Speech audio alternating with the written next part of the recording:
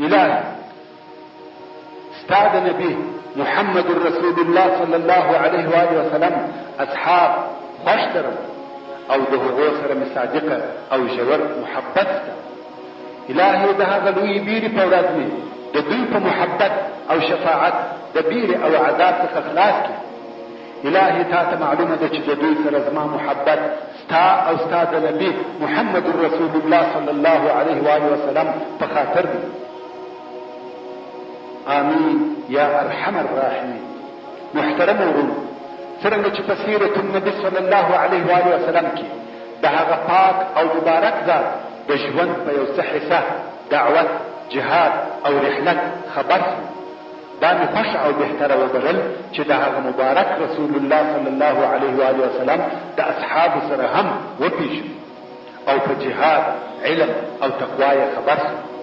نو اوس په دغه پته کې د رسول الله صلی الله علیه وآله وسلم د یو څو جلیل القدر اصحاب کرامو پیژندګلوي او د ژوند یو څه حالات او واقعات درته بیانوم.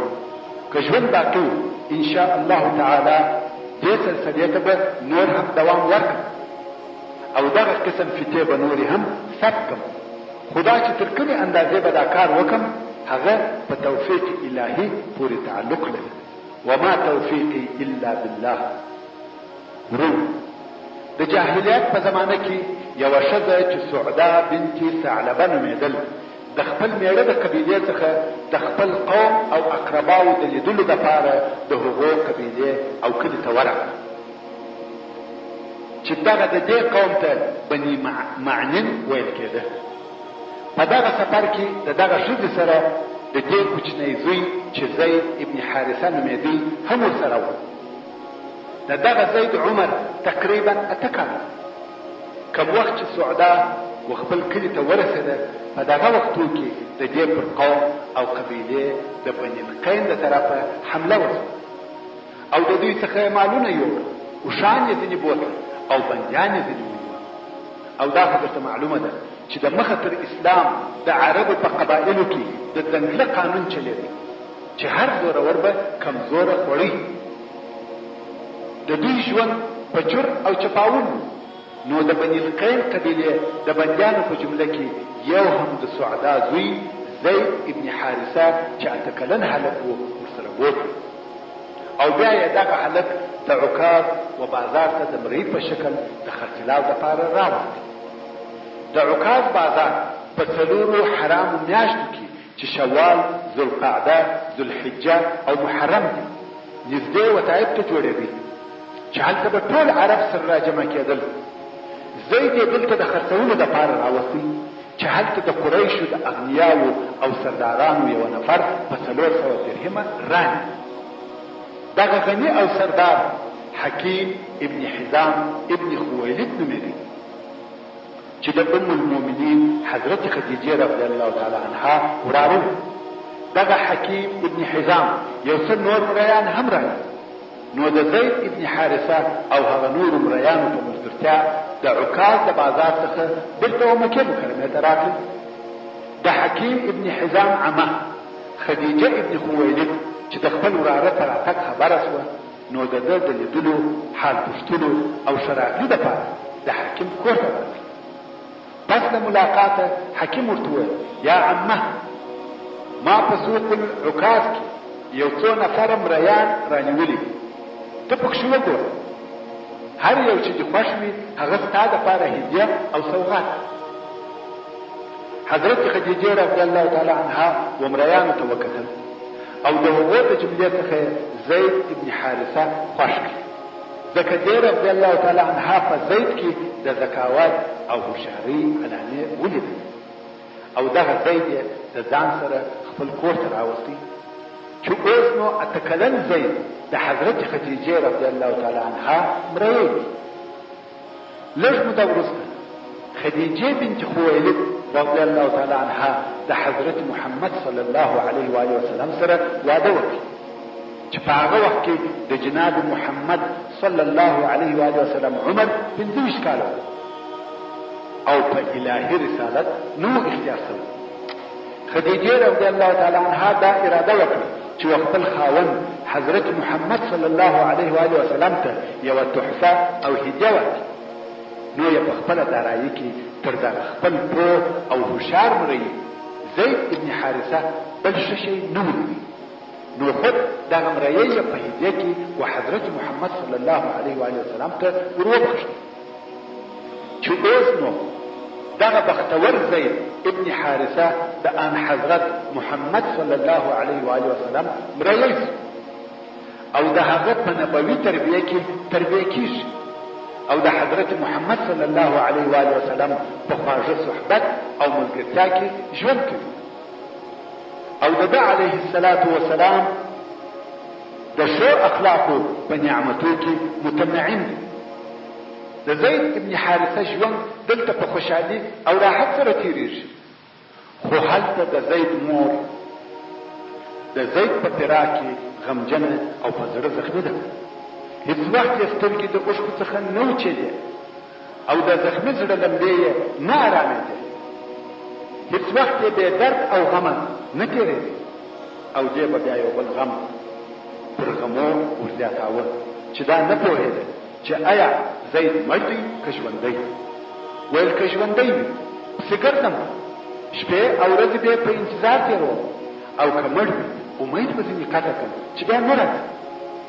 مګر دې بیچاره مور ته د هغه د ژوند او مرګ حال هم نه و معلوم، نو خود د اضطراب، پریشانۍ او بېلتون په اور کې کړې ده. نه خوب و نه خوراک، نه آرام و نه خوشحالي، فقط غم و او جدایي. مګر د زید پلار حارثه په بېتابه او بېقراره زړه شاوخوا په زید پسې ګرځوي. د هرې قافلې او هر مسافر څخه د زید د حال پوښتنې کولې. د ده آه او فریاد دغه غمجن شعر جوړ کړی و چې همیشه به د ځان سره زمزمه کاوه. هغه شعر چې په اورېدلو یې اینه خورنېده او ویل دی: بكيت على زيد ولم أدر ما فعل أحي فيرجى أم أتى دونه أجل فوالله ما أدري وإني لسائل أغالك بعد السهل أم غالك الجبل تذكرنيه الشمس عند طلوعها وتعرض ذكراه إذا غربها أفل سأعمل نصف العيس في الأرض جاهدا ولا أسأم التطواب أو تسأم الإبل حياتي أو تأتي علي منيتي فكل امرئ فان وإن غره الأمل. روم بیتونه د سرت او غم خو کې په پښتو ترجمه کوم هغه خپل خوند د لاسه ورکوي، نو به د بیتو تر ترجمه تېر او خپلې قصې ته به دوام ورکړي.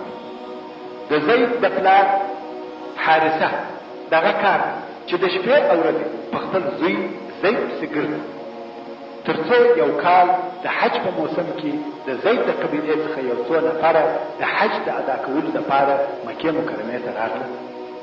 دلته یې پر کعبه شریفه طواف کاوه چې ناګو به پر زید سترګې وموښتې او مخ په مخ سره ودرېد. هغو زید وپېژندی او زید هغه وپېژنده. یو د بل سره د حال پوښتنه وکړه، په حال سره خبر شو. خیر، هغوی چې د حج مناسک خلاص کړل او بیرته خپلې قبیلې او وطن ته ولاړه، هلته د زید پلار حارثه په دغه حال خبر کړ چې څه لیدلي او اورېدلي وه، هغه ورته بیان کړ. حارثه ډېر ژر د سفر دپاره بوده او ضروريات آماده کړ.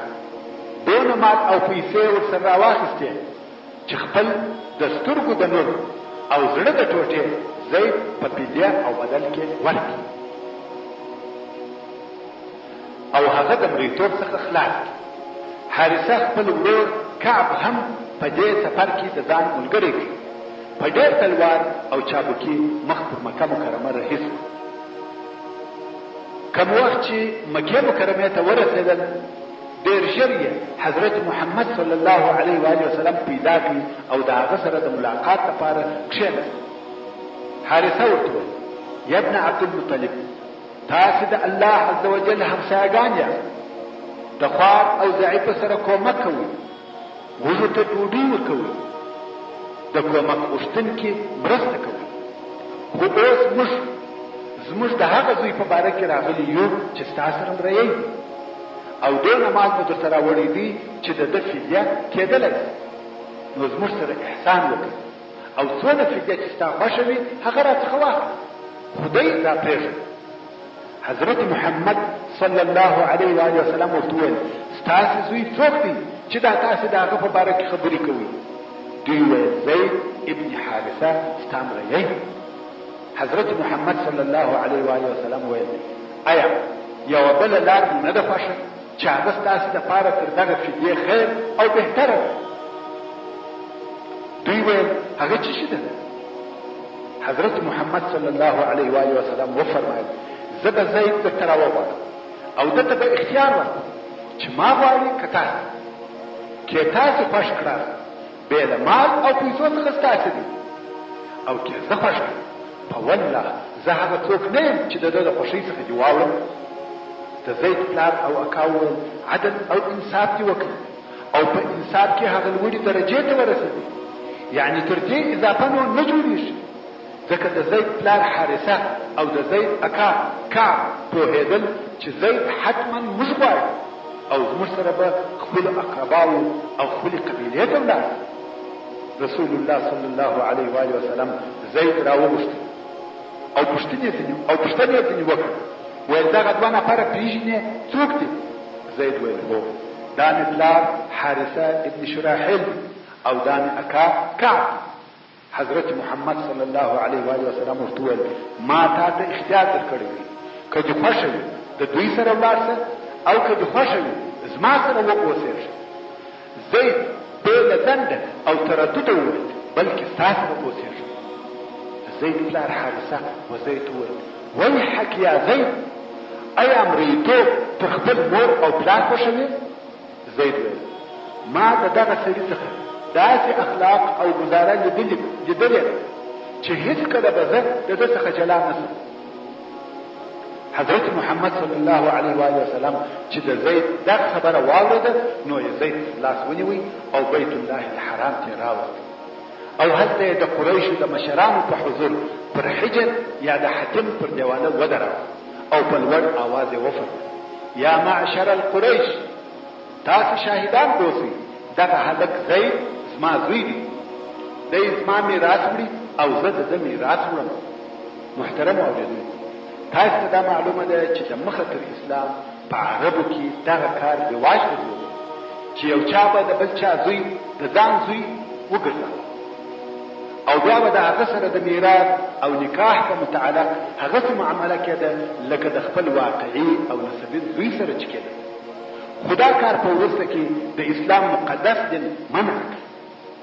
نو اوس چې حضرت محمد صلی الله علیه و آله وسلم زید د خپل زوی په صفت سره اختیار کړي، د زید پلار او اکا ډېر خوشحاله زړه یې مطمئن او فارغه شو. زید یې د حضرت محمد صلی الله علیه و آله وسلم سره پرېښود. دوی په خوشحاله او فارغه زړه بېرته د خپلې قبیلې پر طرف رهي او د دغې ورځې څخه و زید ابن حارثه ته زید ابن محمد ویل کېده او تر هغه وخته په دغه نامه ورته ویل کېده چې حضرت محمد صلی الله علیه و آله وسلم په نبوت سره مبعوث کړه شو او بیا اسلام دغه د بل چا زوی د ځان زوی ګرځول چې په عربي کې تبني ورته وایي باطل کړ. کوم وخت چې د الله عز وجل دا قول نازل سو ادعوهم لآبائهم هو اقسط عند الله نو بیا بیرته زید ابن حارثه ورته ویل کېده. خو کوم وخت چې زید ته اختیار ورکړل سو چې د پلار سره دی که زما سره اوسېږي او زید حضرت محمد صلی الله علیه و آله وسلم تر خپل مور او پلار خوښ او اختیار کړ.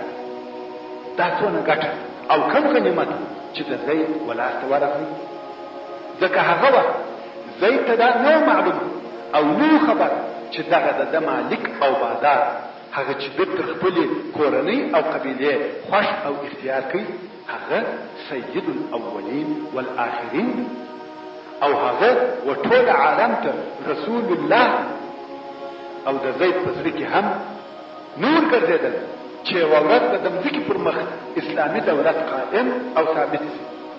د مشرق او مغرب تر مابین به ټوله مځکه په عدل او نیکیو ډکه شي. او زید نه پوهېدی چې په خپله دغه زید به د دغه لوی دولت په بنا او جوړېدو کې هغه اوله خښته وي. د دغه خیالاتو او افکارو څخه هیڅ شی د زید په زړه کې نه و ورګرځېدلی. خو بیا یې هم حضرت محمد صلی الله علیه و وسلم تر خپل مور او پلار، تر خپل قوم او اقرباو خوښ او اختیار.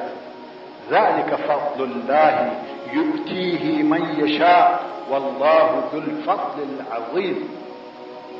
اوس نو دغه د زید د اختیار د ورځې څخه یو څه لږ کلونه تېر شول چې الله عز وجل د هادي او حق دین پر رسالت خپل نبی محمد صلی الله علیه و وسلم مبعوث او د عالم د راهنمایي دپاره یې اختیار.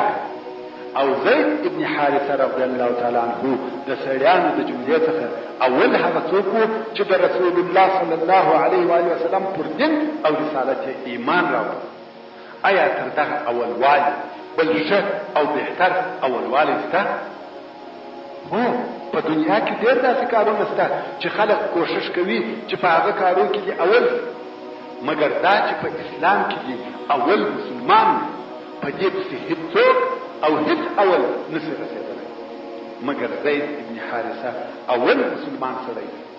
ورور دا تاسو ته معلومه ده څلور نفره چې تر هر چا د مخه په اسلام مشرف شوي دي، چې تر ټولو د مخه ام المؤمنین حضرت خدیجه بنت خویلد رضی الله تعالی عنها ده. یوازې دا نه چې په ښځو کې بلکې په ټوله بشر کې اول دا ده چې په اسلام مشرفه شوې ده. او بیا د رسول الله صلی الله علیه و وسلم په کور کې دننه زید ابن حارثه او علي ابن ابي طالب رضی الله تعالی عنهما دي.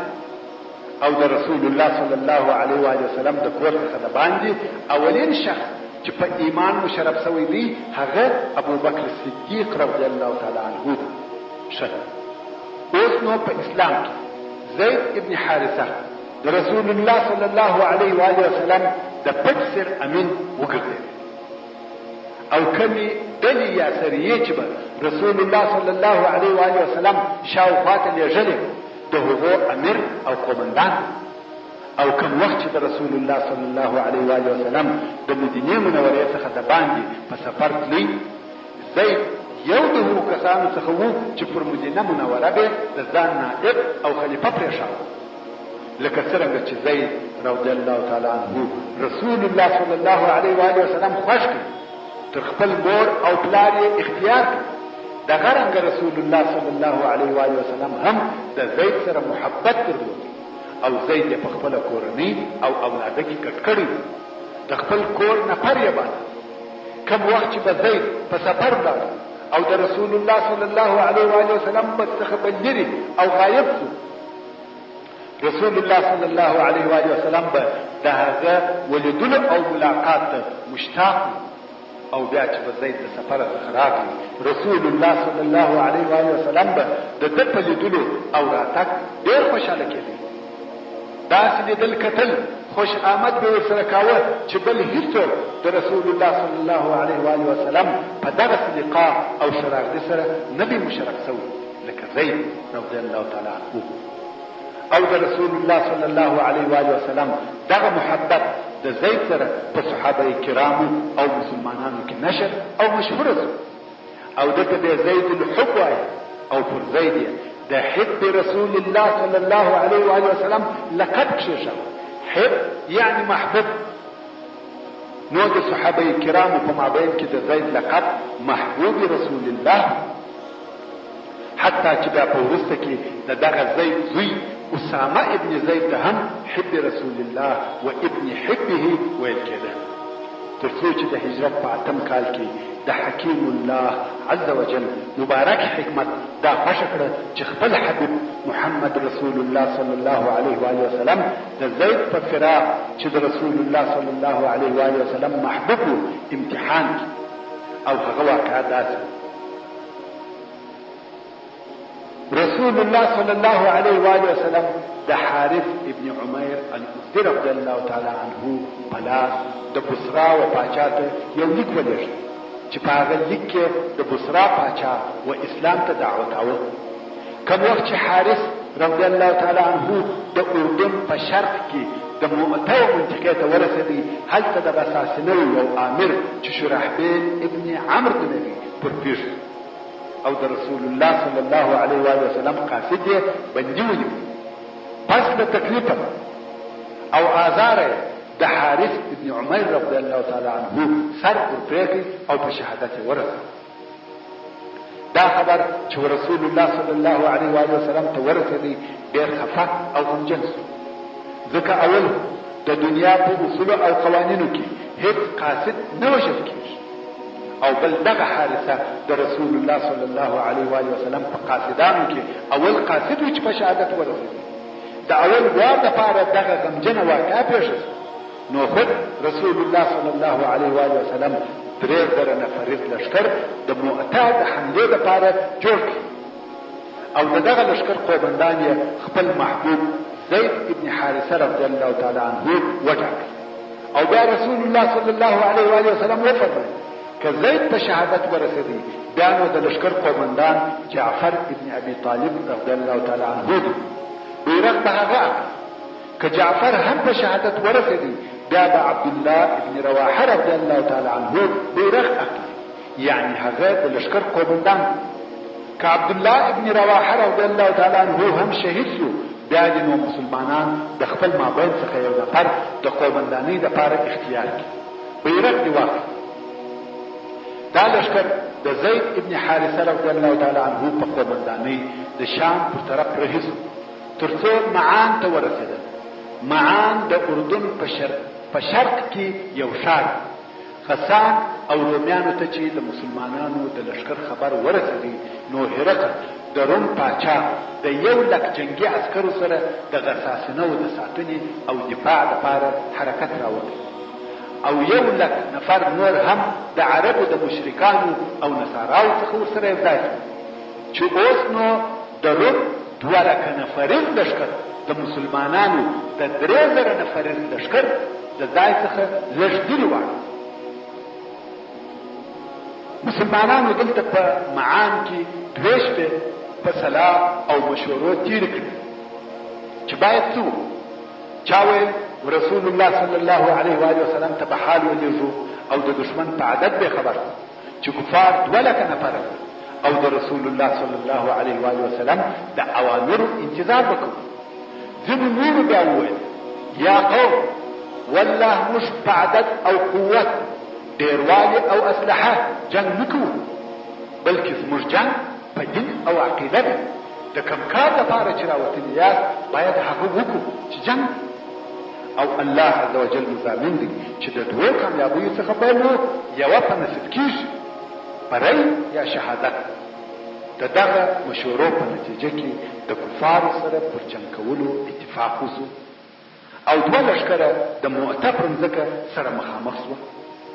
د مسلمانانو 3000 نفر د زید په قومندانۍ د کفارو د 2,00,000 نفریز لشکر سره ډېر شدید جنگ کوي، تر داسې اندازې چې د رومیانو زړونه په بیره او هیبت ډک شول. کفار په تعجب کې دي چې دغه 3000 نفره څنګه او په څونه جرأت د 2,00,000 نفرو په مقابل کې جنګېږي، او دغه دي خلک هم راپکښې کې وژني. ورو د دغه جنگ پوره قصه مو په سیرت النبي صلی الله علیه و وسلم کې په تفصیل سره بیان کړې. که د چا اراده وي هلته دې واورئ، خو دلته فقط د زید ابن حارثه رضی الله تعالی عنه پیژندګلوي مقصد نه د پوره قصې بیانول. خیر، د زید ابن حارثه رضی الله تعالی عنه په قومندانۍ دې جنگ څو ورځو دوام وکړي. زید رضی الله تعالی عنه په دې جنگ کې دونه وهل او د کفارو وژل وکړ چې د پهلوانۍ او قهرمانۍ په تاریخ کې د هغه مثل نه دی لیدل شوی. د رسول الله صلی الله علیه و وسلم د اسلامي بیرغ څخه تر هغو دفاع کول څو په بدن کې په 100 زخمونه په وجود راغلل. د تورو او نیزو زخمونه یې بې حسابه په بدن کې جوړ او تر ټولو زخمو یې وینو فوارې وهلې تر څو د آس ولوېدی او په خپلو وینو کې او بازي کول. زید رضی الله تعالی عنه په شهادت ورسېدی او د رسول الله صلی الله علیه و آله وسلم په شاهدۍ سره روح یې و جنت او د خپل رب الله عز وجل و ملاقات ته ولاړ. د شهادت سره سم جعفر ابن ابي طالب رضی الله تعالی عنه اسلامي بیرغ پورته کړ. تر هغو یې کفار وژل او د بیرغ څخه یې دفاع کول تر څو دواړه لاسونه د کفارو د تورو په واسطه پرې شول. او بیا د خپل ملګري زید ابن حارثه رضی الله تعالی عنه پر لار په شهادت ورسېدی. د جعفر ابن ابي طالب رضی الله تعالی عنه تر شهادت وروسته عبد الله ابن رواحه رضی الله تعالی عنه اسلامي بیرغ پورته کړ او د جنگي قهرمانانو په ډول په ډېر شجاعت او مړانه سره جنگ کاوه او کفار یې وژل تر څو چې عبد الله رضی الله تعالی عنه هم د خپلو دوو ملګرو پر لار په شهادت ورسېدی. او بیا مسلمانانو د خپل مابین څخه خالد ابن ولید سیف الله المسلول چې په دغه وختو کې جدید اسلام هم د خپل قومندانۍ دپاره اختیار کړ. خالد ابن ولید رضی الله تعالی عنه په ډېر حکیمانه او شجاعانه ډول اسلامي لښکر د دغه خطرناک موقف څخه خلاص کړ. رسول الله صلی الله علیه و آله وسلم ته چې د مؤته د جنگ حالات د وحی په واسطه رسېدل او د دغو درو جنگي قهرمانانو او قومندانانو په شهادت خبر شو، د دوی په وفات ډېر زیات غمجن شو، داسې غمجن چې هیڅ وخت په داسې حالت نه وي ورته پېښ شوی. او بیا نو د تعزیې او فاتحې دپاره د دوی کورو ته ورغلل. کوم وخت چې د زید ابن حارثه رضی الله تعالی عنه کور ته ورغلی، د زید رضی الله تعالی عنه کوچنی لور په داسې حال کې رسول الله صلی الله علیه و آله وسلم ته راغله چې ژړل، او رسول الله صلی الله علیه و آله وسلم هم ورسره ژړل. داسې ژړا چې اواز یې پورته و او سګلۍ ځینې وهل کېدې. سعد ابن عباده رضی الله تعالی عنه چې د رسول الله صلی الله علیه و آله وسلم سره ملګری و او د رسول الله صلی الله علیه و آله وسلم ژړا یې په لوړ اواز واورېده، نو ویل ما هذا یا رسول الله، دا څه او څنګه ژړا ده یا رسول الله؟ رسول الله صلی الله علیه و آله وسلم وفرمایل هذا بکاء الحبیب علی حبیبه، دا د حبیب ژړا ده په خپل محبوب. والصلاة والسلام على خير خلقه محمد وآله وأصحابه أجمعين. محترم ورونو، دا د زید ابن حارثه رضی الله تعالی عنه د ژوند مختصره پیژندګلوي او د هغه د ژوند یوه کوچنۍ واقعه مو بیان کړه. ورونو، څرنګه چې دغه فکر د عامو مسلمانانو د خیر او مصلحت لپاره تفتیش، نو هر مفید او ګټور شی چې په مخه راسي او په دغو فتو کې د ځایېدو امکان ولري زه بیانوم، خاصتا چې هغه مضامین کوچني او کوتاه هم. اوس به د سنن نبوي صلی الله علیه و آله وسلم د سنتو څخه د یوه خاص سنت ګټې او فایدې ته بیان کړم، او بیا به د یو بل معزز مشرف صحابي د ژوند قصه بیان ورونو. که زه د سنن نبوي صلی الله علیه و آله وسلم په سنتو کې د مسواک د فوایدو پوښتنه درڅخه وکړم چې مسواک څه فایده لري، په جواب کې به څه راته ووایي؟ آیا ته پوهېږې چې د طب او دوا جوړولو د تېرو عالمانو څېړنو دا کشف کړی دی؟ هغه مسواک چې د عراق د درخت څخه اخیستل سوی وي، عراق په کوچني کار سره یو مخصوصه درخت، نو دغه مسواک په پاکونکو مطهرو او منظفو موادو ډک دی، د میکروب د وژلو، د بدبویي ورکولو، د وینې بندولو، یعنی د وینې د بهېدو مانع مواد ډېر پکښې موجود دي. آیا ته پوهېږې چې په مسواک کې داسې ډېر مفید او ګټور مواد موجود دي چې د غاښو په هیڅ قسم کریمو کې نشته، او هغه مواد چې د هغو وجود په مسواک کې ثابت شوی وي تر 25 طبیعي موادو زیات، او هغه داسې مواد چې د غاښو د سلامتیا، ښایست او پاکوالي لپاره حتمي او ضروري دي. آیا ته پوهېږې چې د مسواک د استعمالولو په متعلق تر 100 احادیثو زیات حدیثونه وارد سوي او نقل سوي دي؟ امام صنعاني رحمه الله وایي دا ډېره عجیبه ده. لطفا فتا وایي